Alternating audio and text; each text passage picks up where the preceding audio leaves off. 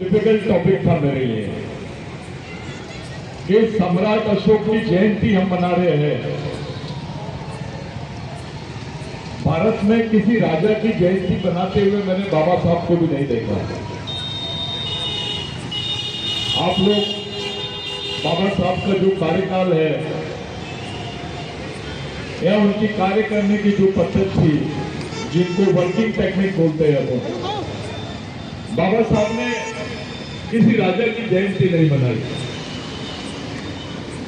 मुझे ऐसा भी उल्लेख कहीं नहीं मिला कि बाबा साहब ने इस बात पर कोई बहुत बड़ा स्टेटमेंट दिया हो। हाँ, 1950 में इंटरनेशनल बोर्ड कॉन्फ्रेंस में डॉक्टर बाबा साहब अम्बेडकर ने जो बात बोली, वो एक रेफरेंस मिलता है जहां हम लोग बात कर सकते हैं। मैं आदिवासी समाज से बिलोंग करता हूं।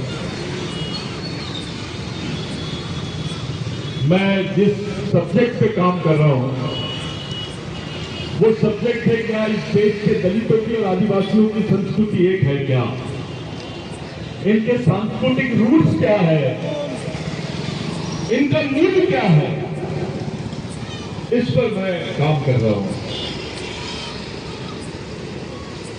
मुझे इस विषय पे कुछ अलग बातें बोलना है आपसे।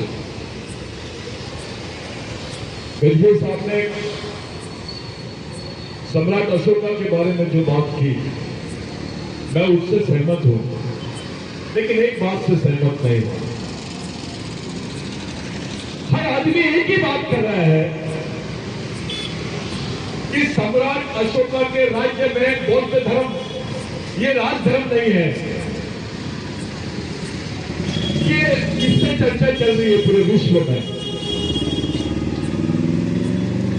मैं भी मानता हूं कि भाई वो राजधर्म नहीं था।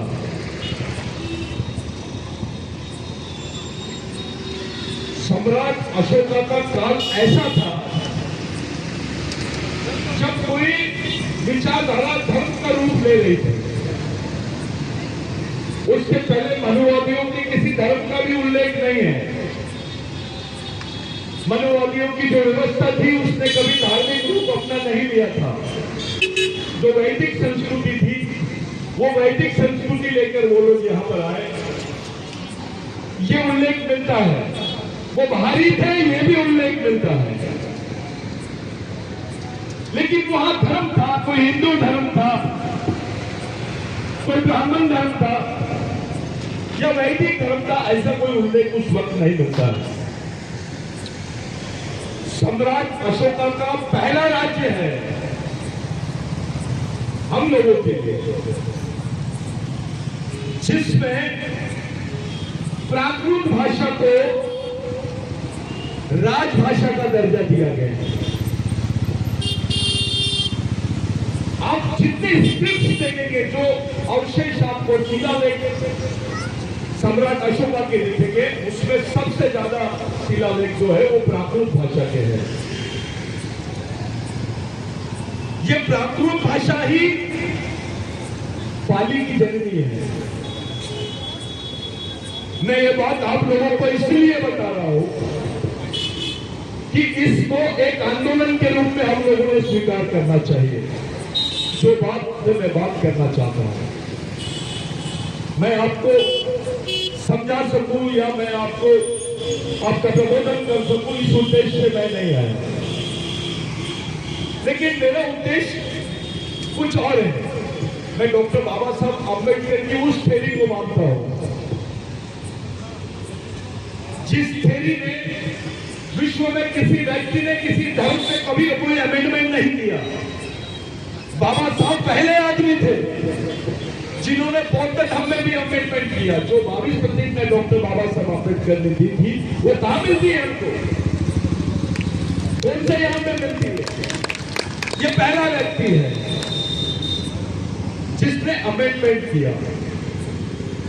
उसमें 17-16 कंसेप्ट भी दिखाई देती है, उसमें हमारी सांस्कृतिक कंसेप्ट भी दिखाई देती है, उसमें विद्रोह का रास्ता भी दिखाई देता है। सबसे बड़ी चीज ये होती है समाज परिवर्तन में, परिवर्तन के मार्ग में हमको क्या नहीं हो रहा, क्या नहीं चाहिए, ये बड़ी बात है। क्या चाहिए ये दूसरा प्रश्न है। और बाबा साहब की काम करने की जो टेक्निक है वो यही थी। उसी टेक्निक में चश्मा पहन के मैं जब देखता हूं तो जो प्राकृत भाषा है वो प्राकृत भाषा उस वक्त अशोका के काल में राजभाषा थी। इसलिए थी क्योंकि ग्रीक में भी प्राकृत भाषा के अवशेष मिले हैं। ये झूठ बोलते हैं ये मनुवादी लोग, इस बात को दूसरे तरीके से प्रोपेगेट कर रहे हैं। वहां पे भी प्राकृत भाषा के अवशेष मिले हैं, पाकिस्तान में भी प्राकृत भाषा के अवशेष मिले हैं। उसी पाकिस्तान में जहां अभी मोहनजोदारो हड़प्पा की संस्कृति के अवशेष मिले, उसी अफगानिस्तान में प्राकृत भाषा के अवशेष मिले। अशोका का शिलालेख हमको केवल वो तत्वों को नहीं बताता, अशोका का शिलालेख इस बात की पुष्टि करता है कि अशोका का जो राज्य था गणराज्य समाप्त होने के बाद का राज्य था। गणराज्य यानी उसमें किसी राजा की कंसेप्ट नहीं रहती है, उसमें गण प्रमुख की कंसेप्ट रहती है।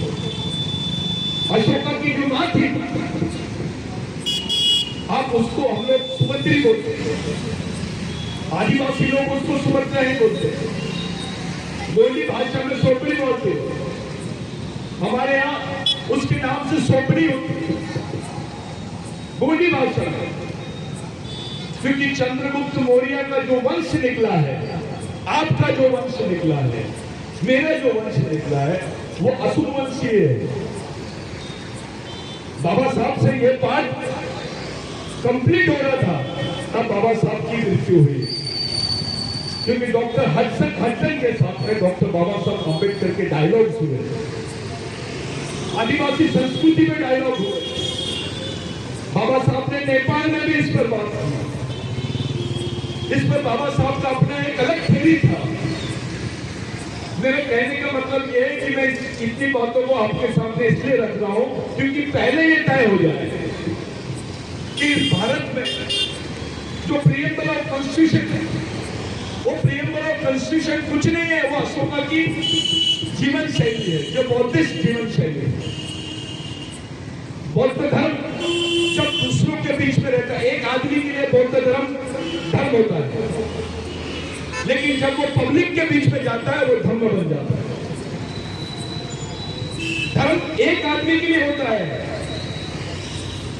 लेकिन जब वो पब्लिक के बीच में जाता है उसको पीपुलाइजेशन होता है, वो लोकतांत्रिक प्रक्रिया का हिस्सा बनता है, जन कल्याण व्यवस्था का हिस्सा बनता है, तब वो संस्कृति बन जाती है। और संस्कृति में सबसे मूल चीज होती है भाषा। उस वक्त सम्राट अशोका की राजभाषा जो थी वो प्राकृत थी। जो सिंबल साहब ने बताया वो 3 शेरों का जो सिंबल है, आज भी वो स्थान है कुंवारा भीषण। आप जाइए देखिए, जहां पर आपको ऐसे 3 वो मिलते हैं। हमारे आदिवासी में मुरिया यानी मारिया लोग जो होते हैं, असुर लोग जो होते हैं, अपने घर में वो 3 शेरों को बनाते हैं और ये जो आपके होली की जो पंचमी होती है उसका पूजा करते हैं। वो सिंबल है, वो कल्चरल सिंबल है, वो हमारा केवल राज सिंहासन का सिंबल नहीं है। वो